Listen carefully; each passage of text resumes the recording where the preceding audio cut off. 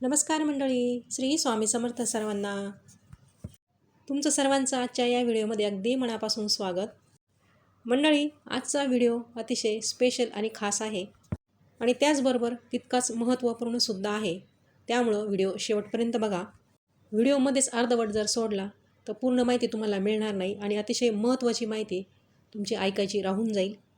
म्हणूनच सर्वांना अतिशय कळकळीची विनंती आहे की व्हिडिओ कुठेही स्किप करू नका, शेवटपर्यंत बघा.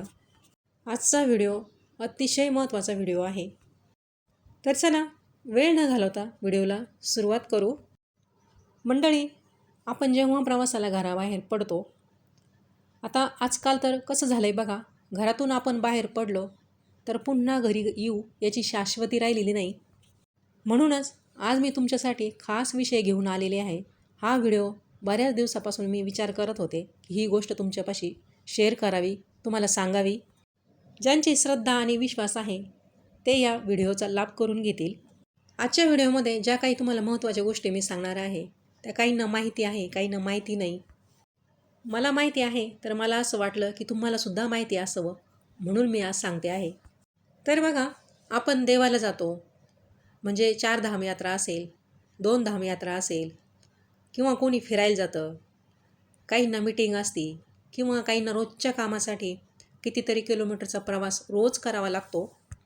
हा प्रवास करताना कधीकधी रात्रीच्या वेळीसुद्धा प्रवास करावा लागतो. अशा वेळेस भयानक घटना घडलेल्या आपण पाहिलेल्या आहेत, ऐकलेल्या आहेत.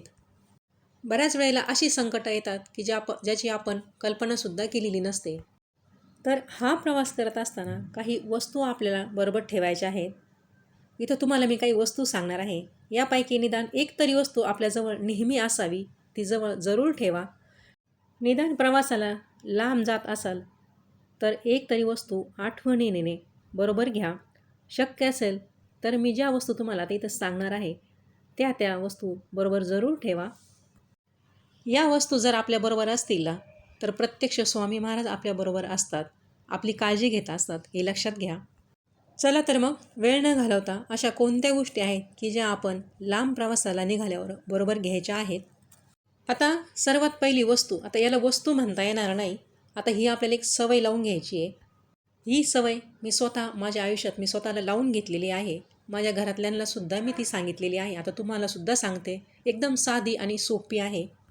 ही सवय स्वतःला लावून घ्यायची आहे. याला आपण नित्यक्रमच म्हणू. स्वतःला हा क्रम आपल्याला नित्यक्रम लावून घ्यायचा.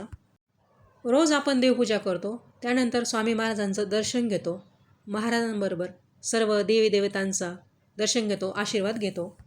हा झाला आपला रोजचा नित्यक्रम. पण त्यानंतर जर तुम्ही कुठं लांबच्या प्रवासाला जात असाल किंवा जवळसुद्धा अगदी कमी अंतरावर 1-2 तासात घरी परत येणार आहे, किंवा लांबचा प्रवास आहे, सहल आहे, मीटिंग आहे, देवदर्शन आहे, लग्नकार्य आहे, कोणत्याही कामासाठी प्रवासासाठी घराबाहेर पडताना पुन्हा स्वामी महाराजांना मुजरा करून दर्शन घेऊन महाराजांना सांगून निघायचं आणि त्यांना सांगायचं आहे की तुम्हीसुद्धा माझ्यासोबत चला.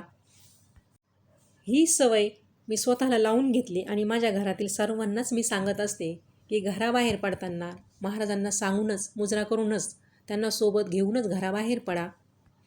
तुम्हीसुद्धा आता हा व्हिडिओ पाहिला आहे ना, तर यानंतर ही सवय तुम्हाला आजपासूनच सवय लावून घ्या. एकदम साधा आणि सोपा आहे, काहीही अवघड नाही. आणि मग त्यानंतर तुम्हाला आलेला अनुभव तुम्ही मला कमेंटद्वारे सांगू शकता किंवा इतरांनासुद्धा शेअर करू शकता. अशा प्रकारे स्वामी महाराजांना बरोबर घेऊनच प्रवासाला निघायचं आहे. स्वामी महाराज आपल्यासोबत असतात आणि ते आपल्याला सुखरूप पुन्हा घरी घेऊन येतात. अशा प्रकारे स्वामी आज्ञा घेऊनच प्रवासाला निघा. आता पुढची वस्तू आहे, ती कोणती वस्तू आहे की ही प्रवासाला जाताना आपल्याबरोबर ती असावी. पुढची वस्तू आहे ती म्हणजे गुरुचरित्र.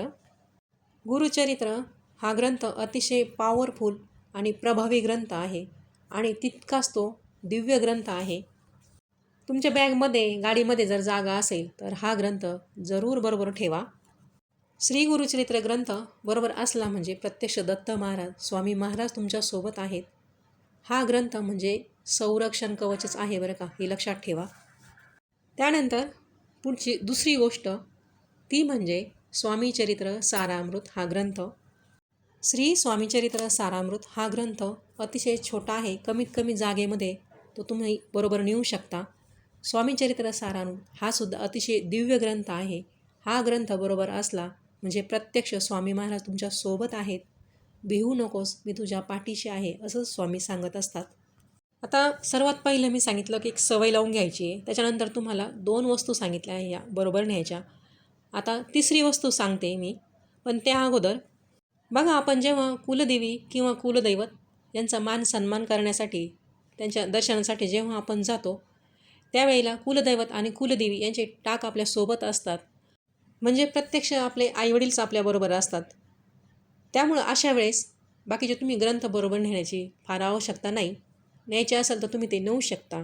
पण ज्यावेळी आपण कुलदेवी किंवा कुलदैवत या ठिकाणी न जाता इतर धार्मिक स्थळी किंवा पर्यटन म्हणून फिरायला सहलीला जातो, तेव्हा मात्र गुरुचरित्र हा ग्रंथ किंवा स्वामीचरित्र हा ग्रंथ बरोबर न्या. आता सर्वात शेवटची पण सर्वात महत्त्वाची वस्तू, आता ही वस्तू म्हणजे आता ही वनस्पती आहे, ती म्हणजे पांढरीची काठी. पांढरीची काठी बरोबर ठेवल्यामुळं शत्रूपासून संरक्षण होतं. त्याचबरोबर ही पांढरीची काठी आपल्याजवळ जर असेल तर जंगली हिंस्र प्राण्यापासून संरक्षण होतं. ही पांढरीची काठी दिंडोरी प्रणीत स्वामी समर्थ सेवा केंद्रामध्ये सहज मिळते. पांढरीची काठीविषयीचा सविस्तर व्हिडिओ मी आपल्या चॅनलवर लवकरच अपलोड करणार आहे. कारण या पांढरीच्या काठीविषयी अजूनही बऱ्याच जणांना माहिती नाही आहे. पांढरीची काठी शत्रूपासून सुद्धा संरक्षण देते. पांढरीची काठी किंवा मणी याला फार जागा लागत नाही. अगदी छोटीशी असते, खिशातमध्ये पर्समध्ये सहज ठेवता येते. पांढरीच्या काठीचे मणी असे पंचरंगी धाग्यामध्ये ओवून ते गळ्यामध्ये सुद्धा धारण करता येतात. आता इथं मी तुम्हाला व्हिडिओमध्ये दाखवते हे पांढरीच्या काठीचे मणी. हे माझ्या गळ्यातलेच आहेत. 2 मणी आणि 1 रुद्राक्ष असं मी गळ्यामध्ये धारण करत असते. अशा प्रकारे गाडीच्या चावीला किचन म्हणून सुद्धा मी पांढरीच्या काठीचा उपयोग करते.